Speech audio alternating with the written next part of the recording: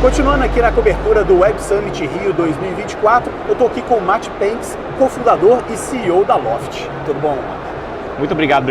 Prazer estar aqui com você. Obrigado você pelo seu tempo. Cara, vocês vêm de 2 anos complicados. O mundo vem de venture e vem de 2 anos complicados. Mas, cara, eu queria te ouvir aqui a princípio como fundador, cara. Como é que foi isso? Como é que fica a cabeça? Como é que são esses dias? Olha, acho que, assim, primeiro, na jornada empreendedora, você, de uma certa forma, já se prepara para altos e baixos. Acho que quando você olha, e no meu caso, Loft foi a segunda empresa que eu fundei, né? Fundei a Print em 2011. A gente escalou ela também bastante altos e baixos até chegar no topo da montanha. Vendemos a companhia na época, começamos a Loft sabendo que não seria uma linha reta, sabendo que teria fases de expansão, fases onde a gente precisava jogar mais na defesa. Acho que, em geral, o que une isso tudo para mim é muito uma sensação de adaptabilidade. Você tem que se adaptar. E acho que o que muda, né, falando um pouco mais do lado prático, né, você ajusta o seu horizonte de tempo. Em tiros que você está dando mais pensando na expansão, jogando no offense, você consegue ter um horizonte mais longo, você consegue planejar mais. Você ainda está ali jogando a tática no dia a dia, mas você está pensando realmente mais médio e longo prazo também, de forma mais preponderante talvez. Agora a gente está de volta numa fase ofensiva. A gente passou por uma fase de ajustes. Nessa fase de ajustes, você dorme e acorda precisando resolver tudo que tem que ser resolvido. Então acho que muito uma questão de realmente assim acordar, resolver, dormir. Você faz o que você consegue fazer naquele dia, você dorme e acorda no dia seguinte e faz de novo. Acho que muito uma questão de não deixar a mente viajar muito, porque você tem que executar, um foco total na execução. Quando o horizonte reabre, você volta a sonhar mais, você volta a sonhar grande e ajusta esse modo. Obviamente é uma tensão constante, né? Não é que na fase expansiva, na fase onde você está jogando mais na ofensiva, você não está ali no dia a dia também, mas assim, você muda um pouco o peso e as medidas. Acho que agora, assim, o mundo se estabilizou, né? Assim, pensando no macro, mas também no micro da Loft, a gente realmente está com uma imagem, um momento bastante positivo. E acho que muito disso é mérito, não só meu, mas mérito do time como um todo, no quesito de adaptabilidade. Adaptabilidade de saber jogar mais na tática ou mais na estratégia e ter o balanço dessas duas coisas. Olhando agora para trás, você faria, o Fora, você acha que vocês fariam igual? Vocês fariam a mesma coisa? Unicórnio em 18 meses, centenas de milhões de dólares captados, vocês fariam a mesma coisa? Você repetiria a fórmula? Eu repetiria a fórmula. Acho que para o nosso business hoje, assim, foi a fórmula certa. Eu repetiria a mesma fórmula. Acho que tem, obviamente, variáveis que você não controla, principalmente variáveis macroeconômicas, que você tem que se ajustar no business. Então, acho que você pode ter uma tese, uma visão. Essa visão para a gente não mudou muito. O que muda, o que não dá para prever, é assim, a linha de tempo específica. Você sabe que em algum momento, como companhia, você vai ter que maturar, e essa fase de maturação, ela requer um certo investimento, assim, consciente. Essa maturação, ela ocorre em 1, 2, 3, 4, 5 anos, aí depende um pouco, né? Cada empresa é diferente, mas acho que, assim, a visão é inalterada, a estratégia também inalterada. Eu acho que, assim, obviamente tem ajustes táticos, coisas que você na tática você aprende. Então, certamente hoje, como CEO, como empreendedor, sou muito mais maduro do que 5 anos atrás, 10 ou 15 anos atrás. Assim, você vai agregando conhecimento. Você também fica mais lento em algumas coisas, tá? Então, você falou que você é pai também, você acaba tendo que equilibrar, manter mais bolas no ar, na medida que a complexidade do business, a complexidade da sua vida também aumenta. Então, acho que tem coisas que, com o tempo, começam talvez jogar mais a favor e outras coisas que jogam menos, mas aí você vai agregando esse conhecimento e acho que você tem que empregar esse conhecimento. Acho que isso fez com que a virada também positiva que a gente, assim, trilhou agora ultimamente, últimos 1, 2 anos depois realmente do ajuste mais forte em 2022, né? Eu até falei recentemente numa entrevista que a gente praticamente trocou de pele. A gente teve que ajustar a cultura, ajustar muitas coisas. E acho que você tem que olhar no espelho e falar assim, esse rumo era o rumo certo, agora a gente vai executar com a mesma visão de longo prazo, porém com alguns passos intermediários um pouco diferentes. E o que é a Loft agora, então? Então, o que são esses passos diferentes? Então, hoje a Loft é uma empresa, assim, que eu falo que é all-weather, muito mais all-weather do que ela foi no começo. Ou seja, ela consegue resistir a praticamente qualquer tipo de tempestade, seja bom tempo, seja maus tempos, porque ela hoje é uma plataforma tecnológica muito mais diversificada. A gente hoje atende desde compra e venda, que a gente sempre fazia, até locação, aluguel, financiamento imobiliário. A gente atende a camada de software também para as imobiliárias. A gente atende mais de 10 mil imobiliárias nesse mercado de mais de 100 mil imobiliários, ou seja, um mercado bem fragmentado em termos de pulverização. A gente hoje, com esse go-to-market B2B2C, consegue ter muito mais flexibilidade, uma margem, uma rentabilidade mais atrativa em produtos financeiros, principalmente. Isso fez com que a companhia hoje gere lucro, gera fluxo de caixa positivo e desde o ano passado realmente anda com as próprias pernas, que acho que toda startup deseja. Às vezes demora mais, às vezes demora menos, mas acho que a gente conseguiu fazer esse ajuste e, assim, de novo, atendendo ou executando com a mesma visão de longo prazo, de realmente criar o maior, melhor ecossistema imobiliário da América Latina. E aí, então, hoje, quer dizer, vocês começaram com aquela proposta de comprar, né, de ativo, de balanço pesado. Sim. Por ter ativos físicos. Hoje ainda existe? Você ainda tem ou vocês abandonaram, o balanço está mais leve, hoje vocês não têm mais essa estratégia de ativo? A gente usa estrategicamente a nossa capacidade de precificar, de conceder crédito, de assim, usar os nossos dados e o nosso balanço ao nosso favor de forma mais estratégica. No começo, isso foi uma estratégia também proposital de estabelecer uma marca rapidamente no mercado, estabelecer a nossa presença no mercado perante todos os stakeholders, compradores, vendedores e imobiliárias corretoras. Então, assim, a gente segue com um balanço robusto, podendo usar de forma estratégica, mas, assim, via de regra, a gente hoje como companhia, mais focado em trazer produtos e soluções de software. E financeiros para a ponta, com as imobiliárias parceiras, executando muito do trabalho no dia a dia. Por exemplo, a gente hoje não faz, a gente não gera as propriedades, a gente não faz o management disso, as imobiliárias fazem. Então a gente concede, por exemplo, a fiança locatícia, a gente faz a precificação do aluguel, a gente concede o crédito para a pessoa na ponta e a imobiliária faz a gestão do imóvel. Então acho que sim, a gente foi propositalmente entrando com uma proposta em 2018 que foi evoluindo e hoje assim, a gente tem uma escala muito maior do que a gente já teve no passado, porque a gente consegue empregar o nosso capital para M&A, a gente consegue empregar o nosso capital em R&D, a gente investe pesadamente em tecnologia. Então não é que a gente não está usando o nosso balanço a nosso favor, mas a gente está usando talvez assim de forma mais direcionada para tecnologia e para software e menos para marketing e menos para aquisição de ativos no balanço do que passado.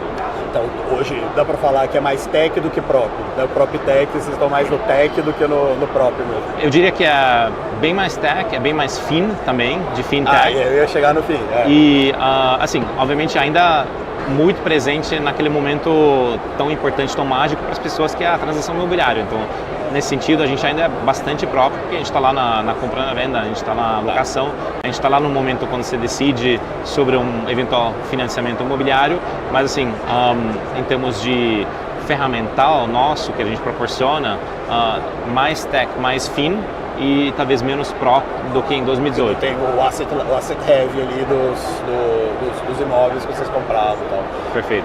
Falando um pouquinho então do fim, né, que é muito o Crédito Pago, né, a aquisição que vocês fizeram da Crédito Pago. Começou com a aquisição da Crédito Pago em 2021 e a Credit Home, que a gente também quase que de forma concomitante comprou na mesma época, final de 2020, começo de 2021. A gente já tinha um braço de financiamento nosso, mas a gente praticamente dobrou o tamanho do nosso braço de financiamento comprando a Credit Home e a gente entrou através da Credit Pago no aluguel. A gente entrou na fiança locatícia e daí foi dentro da Credit Pago expandindo essa prateleira, hoje também proporcionando seguros mais tradicionais, seguro de incêndio e tal. Então acho que, sim, que veio junto com essas aquisições? Veio muito know-how sobre como conceder crédito, precificar o inquilino na ponta, trabalhar com esses dados que na CashPago, naquela época, já estavam operando em grande escala, ou seja, a gente comprou uma empresa com bastante histórico, bastante escala, expertise em precificação, que juntou com a nossa expertise de precificação no lado de compra e venda. Então, assim, você trouxe uma empresa at scale de fintech, que também complementou muito bem o nosso layer de precificação de dados, o nosso chamado AVM, que é o Automated Valuation Model. E aí, hoje, o que é a Loft, né? O que é o compra, o que é aluguel, compra e venda, aluguel e fintech. Fintech já é um serviço financeiro, já é uma parte relevante do negócio? É uma parte bastante relevante e acho que o jeito de pensar sobre fintech a gente chama de embedded fintech, ou seja, você está falando de produtos financeiros que a gente embarca nos nossos canais de distribuição, a partir do nosso alcance que a gente tem com o cliente final e com as imobiliárias, e a gente proporciona essas soluções financeiras. Então, assim, são produtos que tem na nossa prateleira, mas o balcão é o mesmo balcão que sempre existia, que foi crescendo no lado das imobiliárias, principalmente a partir das aquisições. Todas as aquisições que a gente fez, praticamente sem exceção, foram empresas B2B, ou seja, trabalhavam com imobiliárias, com assessorias, com algum tipo de intermediário. Ou seja, a gente agregou esse alcance B2B e a gente foi embarcando produtos financeiros. Então, o Embedded Fintech, o Fintech como um todo, para a gente é um meio, não um fim. É um meio que ajuda a proporcionar tá costurado no meio ali, né? Está costurado no meio e ajuda a concretizar a transação. Porque muitas vezes as pessoas ou precisam de um fiador, ou precisam de alguém que concede crédito para eles, ou precisam a gente para ajudar nessa jornada. Isso aí, falando de concessão de crédito, por exemplo, hoje é própria ou vocês estão fazendo via parceiros? Como é que é? Ambos, aí depende um pouco do caso. No aluguel, é a gente mesmo que precifica o inquilino, a gente precifica o risco do inquilino, a gente concede a fiança locatícia para o inquilino, que é uma função que as imobiliárias, no caso, não tem capacidade ou não querem exercer, né? Não querem tomar esse tipo de risco, não querem tomar essa função, mas eles estão ali na ponta com os clientes, eles também sabem fazer a gestão da propriedade, então toda a parte da precificação do inquilino e também da concessão de crédito no financiamento imobiliário, a gente ajuda nessa jornada. Aí a gente tem parceiros, os bancos principalmente, que na parte de financiamento imobiliário tomam esse risco no balanço deles. A gente já fez isso dentro de casa no home equity, pontualmente home equity a gente fazia, mas os grandes bancos são os mais capacitados para fazer o financiamento tradicional. É o negócio deles, né? Deixa eles fazer. Sim. Né? Agora, falando um pouco de mercado, né? Pô, juros ainda estão em alta, mas está em queda, o crédito ainda tá bastante restrito, aluguel, realmente eu não tenho informação como é que tá, tem um monte de mercado, mas como é que tá? Você fala que vocês já estão gerando caixa, já estão uma empresa equilibrada, isso vem dos ajustes ou vem de crescimento, de mercado mesmo? Vem de três coisas. Vem de crescimento, então a gente tem crescido bastante nesses últimos anos. Os ajustes assim de custo e integração das companhias adquiridas também, a duplicidade que existia, as sinergias que a gente capturou do lado de custo ajudaram bem também. Existe uma tendência agora positiva de mercado também. No aluguel é um mercado um pouco mais constante, mas assim cresce com a inflação, um pouco mais que a inflação, então é um mercado relativamente estável. No compra e venda e no financiamento, o mercado desde o ano passado tem melhorado de forma gradativa, mas assim acompanha a curva de juros que, por mais que seja uma queda lenta, está em queda. Então, assim, a gente está vendo uma tendência levemente positiva no lado de compra e venda. E por último também, assim, a gente está começando a realmente ver o efeito de ferramentas de AI surtir efeito no nosso top line e no lado de custo também. Então, assim, além dos ajustes, além das integrações que a gente fez nas nossas companhias adquiridas e o crescimento de receita, a gente está conseguindo reduzir custo e aumentar a receita sem ter que adicionar, incrementar mais custo dentro de casa. Ou seja, com investimento em tecnologia, investimento em R&D, a gente está conseguindo criar uma escalabilidade bastante relevante no negócio. Assim, sinceramente, tem me surpreendido positivamente. Acho que, assim, quando se fala de marketing, geração de conteúdo, jurídico, a gente tinha uma equipe jurídica que hoje consegue fazer 3 vezes mais do que fazia 6 meses atrás. Assim, realmente, em pouco tempo, uma escalabilidade, atendimento também, cobrança, essas áreas que, assim, tem uma certa automação, mas ainda tem muito chão pela frente para automatizar mais. Com o mesmo time, ou com um time crescente, se consegue bastante produtividade. Então, acho que esse é o terceiro ponto que, ao meu ver, no retrovisor pesava menos, mas está pesando cada vez mais esse bucket de AI. Esse de AI. Sério, você já consegue tirar resultado, então já está na prática. Já. Na prática, no dia a dia. Assim, a gente está vendo de forma... Claro, a gente tem mais de 1.000 funcionários, a gente está assim, com uma força de... relevante, então assim, tudo que eu consigo agregar, melhorar de processo, de automação, reflete numa base maior. Assim, a gente está vendo essas mudanças que parecem ser incrementais, mas que no resultado dão um impacto relevante. Mas assim, acho que isso é uma tendência para a gente, para o mercado como um todo, que acho que a gente vai se surpreender para o upside, em termos de quão rápido isso vai ajudar em aumentar a personalização, né? Pensa no teu cliente na ponta também, personalização do conteúdo, a entrega desse conteúdo, a criação desse conteúdo. Acho que isso, assim, obviamente veio para ficar e veio muito mais rápido do que muita gente e, assim, eu também esperávamos. Certo? Porque a gente está aqui no Web Summit, nesses grandes eventos, falar o que vai acontecer, o que vai ser. Não, que já é, então. Já é, exatamente, já é. Assim, já é produtividade, já é, assim, conteúdo muito mais, assim, escalável. Assim, acho que a gente está falando realmente de uma mudança tectônica que está se manifestando no curtíssimo prazo. Agora, falando um pouquinho, lógico, aproveitando você como investidor também e falando com investidores, como é que você está vendo o mercado de Venture Capital? Acho que nos últimos anos a gente falou do Winter, né, o VC Winter, a gente já está no Spring, no Autumn, no Summer, onde que a gente está nesse momento?